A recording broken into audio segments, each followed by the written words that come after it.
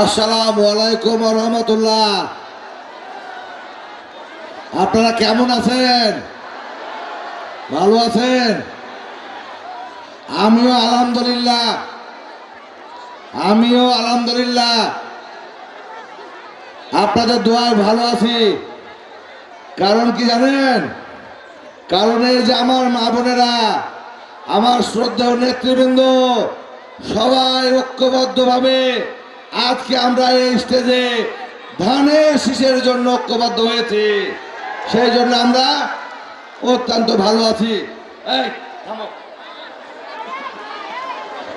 প্রিয় উপস্থিতি, আজকের এই আয়োজনের সম্মানিত সভাপতি, উপস্থিত আমার শ্রদ্ধেয় নেতৃবৃন্দ, আমার মা বোনেরা, আমার মুরব্বীরা, বয়োজ্যেষ্ঠ যারা আছেন, আমাদের এই বাবা মোহনপুরের তরুণ ভাইরা, যুবক ভাইরা, আমার সন্তান তুল্য ওই শিশু কিশোররা, আপনাদের সবাইকে আমার হয়ে জানাই সশ্রদ্ধ সালাম এবং কৃতজ্ঞতা। আজকে আমার বক্তব্যের শুরুতে আমি অত্যন্ত শ্রদ্ধা চিত্তে স্মরণ করি বহুদলীয় গণতন্ত্রের প্রবক্তা শহীদ রাষ্ট্রপতি জিয়া রহমানকে শ্রদ্ধার সঙ্গে স্মরণ করি। আপনাদের আমাদের বাংলাদেশে মমতাময়ী বা মাদার অফ ডেমোক্রেসি দেশ নেত্রী বেগম খালেদা জিয়াকে আমি শ্রদ্ধার সঙ্গে স্মরণ করি। মহান মুক্তিযুদ্ধে যে সমস্ত মুক্তিযোদ্ধারা শহীদ হয়েছেন, তাদেরকে চলমান গণতান্ত্রিক আন্দোলনে যারা শহীদ হয়েছেন, তাদেরকে সর্বোপরি আমার বাবা মোহনপুরে অনেক মা বোনেরা, অনেক বয়োবৃদ্ধরা যারা আমাদেরকে ছেড়ে চলে গেছেন, আমাদের নেতা কর্মীরা যারা আজকে আমাদেরকে ছেড়ে চলে গেছেন, তাদের প্রতি, তাদের বিদায় আত্মার প্রতি আমি বিদায় আত্মার মাগফিরাত কামনা করি। পাশাপাশি জুলাই আগস্টের সর্বশেষ যে আগস্ট বিপ্লব, সেই বিপ্লবে যারা শহীদ হয়েছে তাদের আত্মার মাগফিরাত কামনা করি। যারা অসুস্থ হয়ে আছে তাদের সুস্থতা কামনা করি। আমাদের আরাফাত রহমান কোকর আত্মার মাগফিরাত কামনা করি। এবং আমি আমার পা ফাটা এই বাবা মোহনপুরের কৃষক, শ্রমিক, শ্রেণী পেশার মানুষকে, অত্যন্ত যারা আমাদের ছেড়ে চলে গেছেন, সবাইকে শ্রদ্ধার সাথে স্মরণ করি।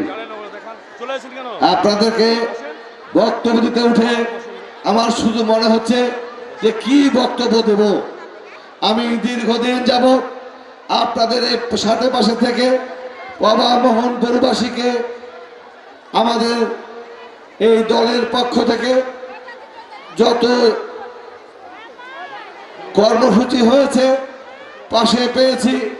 যখন অসুস্থ হয়েছি আপনারা দোয়া করেছেন, যখন কারাগারে গেছি আপনারা আন্দোলন সংগ্রাম করেছেন, যখন ওই স্বৈর শাসকের তপ্ত বুলেট আমাদের মাথায় বিদ্ধ হয়েছে তখন আপনারা আমার চাইতে বেশি ব্যথিত হয়েছেন।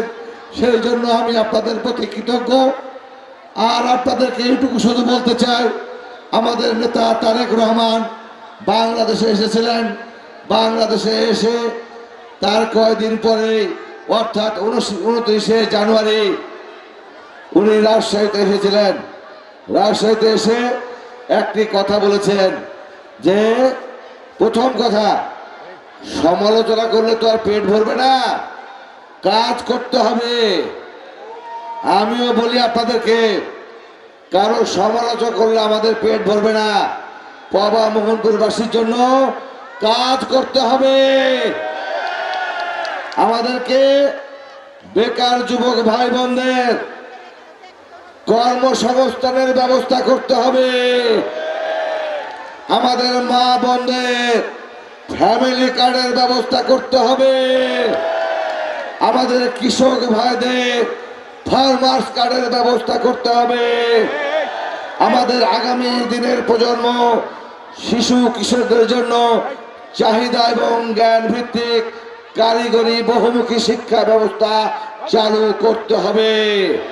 আমাদের ওই মসজিদ, মন্দির, গির্জা, যারা ইমাম, মুয়াজ্জিম, খতিব, যারা হচ্ছে পুরোহিত, যারা হচ্ছে প্রধান, যারা সেবায়েত, তাদেরকে আগামী দিনে প্রতি মাসে সম্মানী ভাতা দিতে হবে। আমাদের এই অঞ্চলের মানুষের স্বাস্থ্য সেবা নিশ্চিত করতে হবে। আমার শয়ন স্বপনে বাবা মোহনপুরবাসীর জন্য যে ভালোবাসা, সেই ভালোবাসার নিদর্শন স্বরূপ আমরা কয়েকটি কর্মসূচি হাতে নিয়েছি।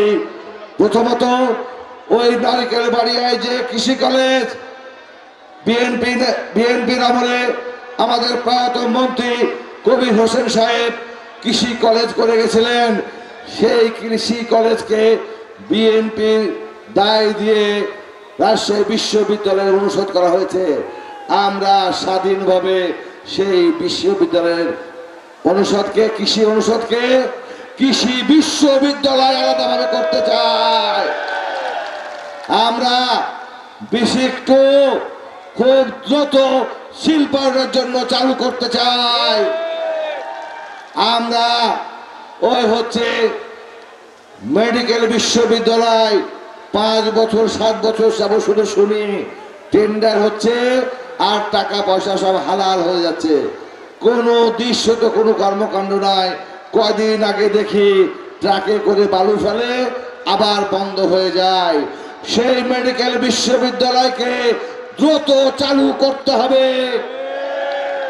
আমাদের কৃষক ভাইদের ওই সিডস অর্থাৎ বীজ সংরক্ষণ করার কোনো রকম ব্যবস্থা নাই। আমরা ওই বীজ সংরক্ষণ করার জন্য স্পেশালাইজ কোল্ড স্টোর করতে চাই। আমরা এই মহানগরের পানি আসে ড্রেন দিয়ে, আসার পরে সেই পানি বিষাক্ত হয়ে নদীতে পড়ে, কখনো জমিতে চলে যায়, কৃষকের ফসল নষ্ট হয়। আমরা সেই পানিকে পরিশোধিত করতে চাই। আমরা ওই হচ্ছে খাল কাটতে চাই, খাল খনন করতে চাই, বাংলাদেশের মানুষকে স্বনির্ভর করতে চাই। আমরা ওই মরণ হচ্ছে ব্যাধি মাদক, সেই মাদককে নির্মূল করতে চাই। আমরা ওই হচ্ছে মাদক সম্রাটদেরকে আইনের আওতায় আনতে চাই। আমরা ওই হচ্ছে যারা চাঁদাবাজি করে, চাঁদাবাজি নির্মূল করতে চাই। আমরা দুর্নীতিমুক্ত বাংলাদেশ করতে চাই। আমরা আমাদের নেতা তারেক রহমানকে সহযোগিতা করতে চাই। সংগ্রামী ভাইরা, আমি পবার ভিতরে এই নহটার ভিতরে হেঁটে চলে ফিরে দেখেছি আমাদের মায়েদের বোনদের একই আকুতি, ভাই এই রাস্তাটা করে দেন, ভাই এই ড্রেনটা করে দেন। বলে বাবা আমার বাড়ি ডুবে যায়, এই জায়গা থেকে পানি নিষ্কাশন করে দেন। কেউ বলে দীর্ঘদিন আমাদের মসজিদের কোনো সংস্কার নাই, কেউ বলে আমাদের এই গোরস্থানের কোনো সংস্কার নাই, কেউ বলে আমাদের হিন্দু ধর্মাবলম্বী ভাই বোনেরা বলে আমাদের মন্দিরের সংস্কার করতে হবে।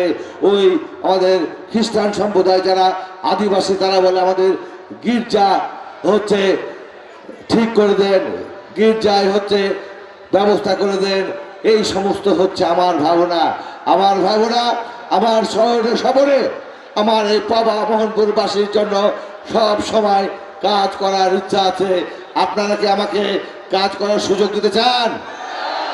সময় দিতে চান? ধানের শীষে ভোট দিতে চান? আপনারা ধানের শীষে ভোট দিলে ইনশাআল্লাহ আমরা তারেক রহমানকে প্রধানমন্ত্রী করার জন্য আপনাদের ভোটের মাধ্যমে এই রাজশাহী থেকে আমরা সহযোগিতা করতে পারবো। আপনাদের দেওয়া ভোটে আগামী 12 তারিখ আমি সবাইকে বলি, আজকে হচ্ছে নির্বাচন প্রচারণার শেষ দিন।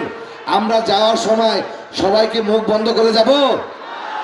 যখন বাড়ি যাব, বাড়ির কাছে নামার আগে পর্যন্ত আমরা স্লোগান দিতে যাব তো? কি স্লোগান দিব?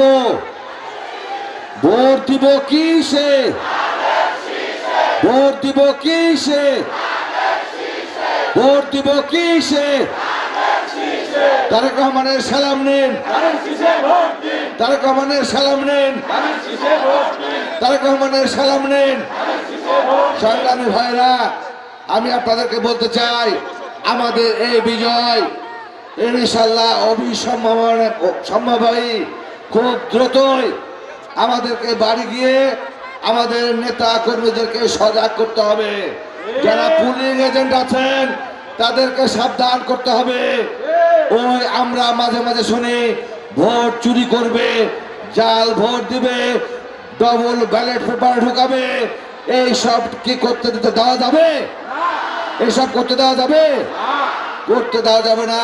প্রশাসনকে বলতে চাই, বিশেষ করে returning officer, assistant returning officer, presiding officer, assistant presiding officer এবং নির্বাচনী কাজে যারা জড়িত আছেন তাদেরকে বলতে চাই, মাথায় যদি কোনো ময়লা থাকে পরিষ্কার করুন। কোনো প্রহসন দেশের জনগণ মেনে নেবে না, কোনো হটকারিতা দেশের জনগণ মেনে নেবে না, কোনো ষড়যন্ত্রকে কখনোই দেশের মানুষ মেনে নেবে না। এই কারণ এই নির্বাচনের আয়োজনই করেছে দেশের জনগণ। সব শেষে আমি মানুষ, আমার ভুল ত্রুটি হতে পারে, আমার ভুল ত্রুটি